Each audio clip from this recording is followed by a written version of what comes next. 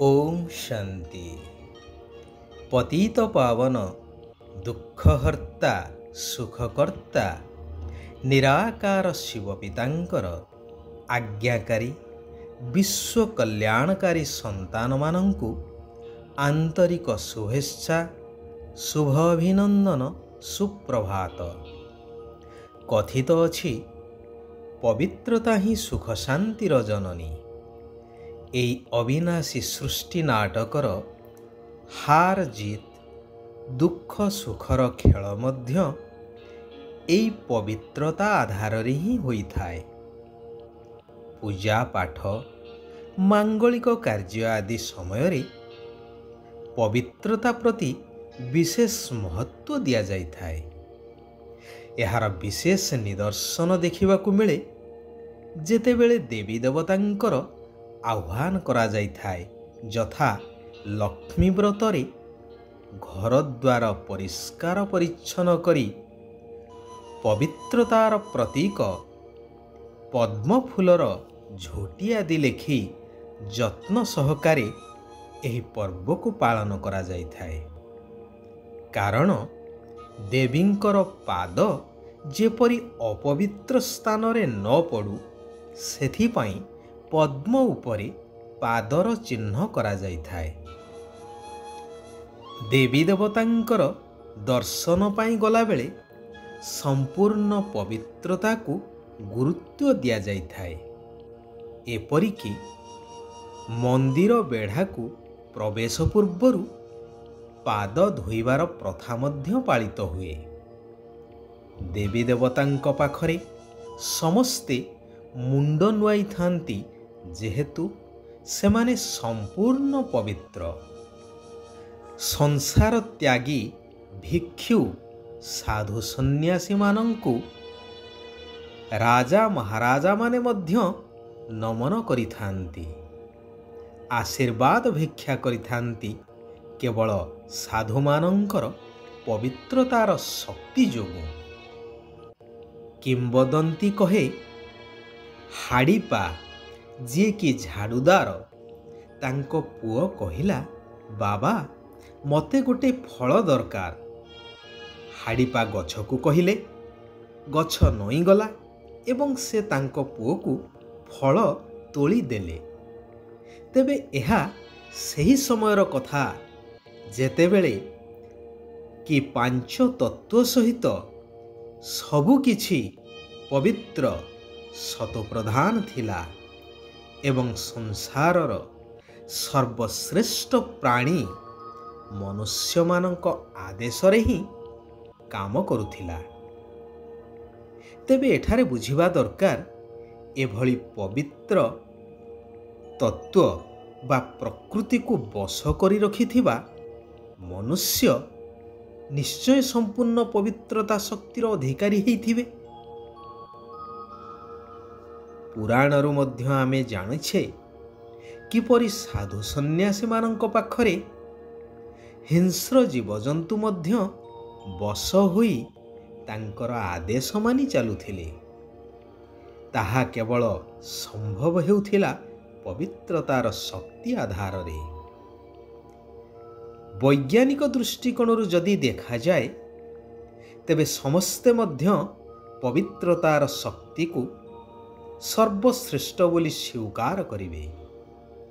ବିଦ୍ୟାର୍ଥୀ ଜୀବନର ପ୍ରଥମ ଏବଂ ମଜବୁତ ସ୍ତମ୍ଭ କୁହାଯାଏ ବ୍ରହ୍ମଚର୍ଯ୍ୟ ବ୍ରତକୁ। ବ୍ରହ୍ମାମୁଖ ବଂଶାବଳୀ ବ୍ରାହ୍ମଣଙ୍କର ମୂଳଦୁଆ ହିଁ ପବିତ୍ରତା ଅଟେ। ସେଥିପାଇଁ କୁହାଯାଏ କି ବ୍ରାହ୍ମଣ ଦେବତାଙ୍କ ଠାରୁ ମଧ୍ୟ ଉଚ୍ଚ। ଏହିପରି ଅନେକ ଦୃଷ୍ଟାନ୍ତ ଆମେ ପୋଥି ପୁରାଣ ଠାରୁ ଆରମ୍ଭ କରି ବର୍ତ୍ତମାନର ଏହି ବସ୍ତୁବାଦୀ ଦୁନିଆ ଠାରୁ ମଧ୍ୟ ପାଇପାରିବା। ବର୍ତ୍ତମାନ ଏହି କଳିଯୁଗୀ ପତିତ ତମୋପ୍ରଧାନ ଦୁନିଆର ଅନ୍ତିମ ସମୟରେ ପତିତ ପାବନ ନିରାକାର ପରମାତ୍ମା ଶିବ ବାବା ଆସି କହୁଛନ୍ତି, ହେ ମୋର ଆତ୍ମିକ ସନ୍ତାନମାନେ, କିଛି ବି ହେଇଯାଉ କିଛି ବି ସହନ କରିବାକୁ ପଡ଼ୁ, କିନ୍ତୁ ଏଇ ଅନ୍ତିମ ଜନ୍ମରେ ପବିତ୍ର ନିଶ୍ଚୟ ରହିବାକୁ ହେବ।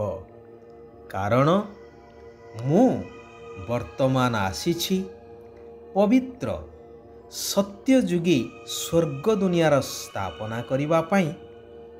ଯେଉଁ ଦୁନିଆର ମାଲିକ ତୁମମାନଙ୍କୁ ମୁଁ ମଧ୍ୟ କରିବା ପାଇଁ ଆସିଛି। ତେଣୁ ତୁମମାନଙ୍କର ପବିତ୍ରତାର ସହଯୋଗ ଦ୍ୱାରା ହିଁ ଏହା ସମ୍ଭବ ହୋଇପାରିବ। ତେଣୁ ମୁଁ ତୁମକୁ ବର୍ତ୍ତମାନ ଶ୍ରୀମତ ଦେଉଛି କି ଘର ଗୃହସ୍ଥରେ ରୁହ, କିନ୍ତୁ ପବିତ୍ର ରୁହ, ମୋତେ ମନେ ପକାଅ। ଏବେ ଅନ୍ତିମ ସମୟର ଦୃଶ୍ୟ ହେବ ସମସ୍ତେ ଶାନ୍ତିଧାମ ବ୍ରହ୍ମଲୋକ ଘରକୁ ଫେରିବାର। କୁହାଯାଏ ନା, ରାମ ବି ଗଲେ ରାବଣ ବି ଗଲା। ବାକି ସୃଷ୍ଟିକୁ ସଫା କରିବା ପାଇଁ, ନୂଆ ଦୁନିଆ ତିଆରି କରିବା ପାଇଁ ଅଳ୍ପ କିଛି ଆତ୍ମା ରହିବେ। ଯେଉଁ ଆତ୍ମାମାନେ କି ଏହି ଶ୍ରେଷ୍ଠ ଶିକ୍ଷାକୁ ଗ୍ରହଣ କରି ଚାଲିବେ, ସେହିମାନେ ହିଁ ସେଠାରେ ଯାଇ ଜନ୍ମ ନେବେ। ଭାରତର ହିଁ ବିଜୟ ହେବ, ବାକି ସମସ୍ତେ ବିନାଶ ହୋଇଯିବେ। ଗାୟନ ଅଛି ନା, ଯୁଗେ ଯୁଗେ ଭାରତ, ଯାହା ନାହିଁ ଭାରତେ ତାହା ନାହିଁ ମରତେ, ଆଦି ଆଦି। ତେବେ ଯେଉଁମାନେ ଏହି ଅନ୍ତିମ ସମୟରେ ଜ୍ଞାନବାନ ଏବଂ ଅମାପ ଧନର ଅଧିକାରୀ ହୋଇଥିବେ, ସେହିମାନଙ୍କ ପାଖରେ ସତ୍ୟଯୁଗୀ ଆଦି ଆତ୍ମାମାନେ ଜନ୍ମ ନେଇ ନୂତନ ସୃଷ୍ଟିର ମାଲିକ ହେବେ। ଏହିସବୁ କଥା ବୁଝିବା ପାଇଁ ବିଶାଳ ବୁଦ୍ଧି ଦରକାର, ଯାହା ବର୍ତ୍ତମାନ ମୁଁ ତୁମମାନଙ୍କୁ ଦେବା ପାଇଁ ଆସିଛି। ସେଥିପାଇଁ ଏବେ ଘର ଗୃହସ୍ଥରେ ରହି ସବୁ କିଛି ସମ୍ଭାଳି ବୁଦ୍ଧିକୁ ମୋ ଠାରେ ଲଗାଇ ରଖ। ଅନ୍ୟମାନଙ୍କ ଠାରୁ ମୋହ ତୁଟେଇ ଦିଅ। କୌଣସି ବି ଦେହଧାରୀକୁ ମନେ ପକାଇବାର ନାହିଁ। ଯୋଗ ଦ୍ୱାରା ବାବାଙ୍କ ଠାରୁ ଶକ୍ତି ଗ୍ରହଣ କରି ଏହି ଅନ୍ତିମ ଜନ୍ମରେ ସ୍ତ୍ରୀ ପୁରୁଷ ଉଭୟ ପବିତ୍ର ରହି ଦେଖାଇବାକୁ ହେବ। ଯେହେତୁ ତୁମମାନଙ୍କୁ ଏବେ ପବିତ୍ର ଦୁନିଆକୁ ଯିବାର ଅଛି ଏବଂ ପବିତ୍ର ଦୁନିଆର ମାଲିକ ହେବାର ଅଛି। ଯେଉଁ ଈଶ୍ୱର ପିତାଙ୍କୁ ଅନେକ ଜନ୍ମରୁ ଡାକି ଆସିଛ, ବର୍ତ୍ତମାନ ସେ ମିଳିଯାଇଛନ୍ତି।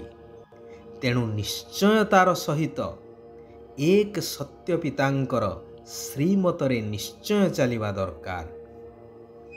ଶିବ ବାବା କହୁଛନ୍ତି, ନିଜର ଦୈବୀ ସଂସ୍କାରକୁ ଜାଗ୍ରତ କରି ଦିବ୍ୟତାର ଅନୁଭବ ହେଉଥିବା ବା କରଉଥିବା ବ୍ୟର୍ଥର ଅବିଦ୍ୟା ସ୍ୱରୂପ ହୁଅ।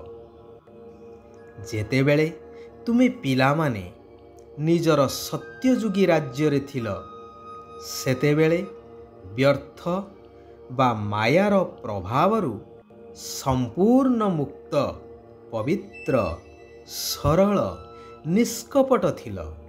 ସେଥିପାଇଁ ତ ଦେବତାମାନଙ୍କୁ ମହାନ ଆତ୍ମା କୁହାଯାଏ। ତେଣୁ ବର୍ତ୍ତମାନ ତୁମର ସେହି ମହାନ ସଂସ୍କାରକୁ ଜାଗ୍ରତ କରି ବ୍ୟର୍ଥ ଉପରେ ବିଜୟୀ ହୁଅ। ଯେପରି ମହାବୀର ହନୁମାନଙ୍କୁ ତାଙ୍କର ଶକ୍ତିର ସ୍ମୃତି ଫେରି ଆସିବା ପରେ ସେ ଅପରାଜୟ ହୋଇଗଲେ। ସେଥିପାଇଁ ପୁରୁଷାର୍ଥ କରିବା ଦରକାର।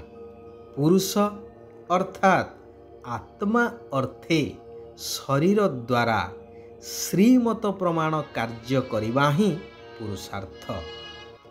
ଗୋଟିଏ ଥର ହେଇଥିବା ଭୁଲ ଯେପରି ଦ୍ୱିତୀୟ ଥର ପୁନରାବୃତ୍ତି ନ ହେଉ।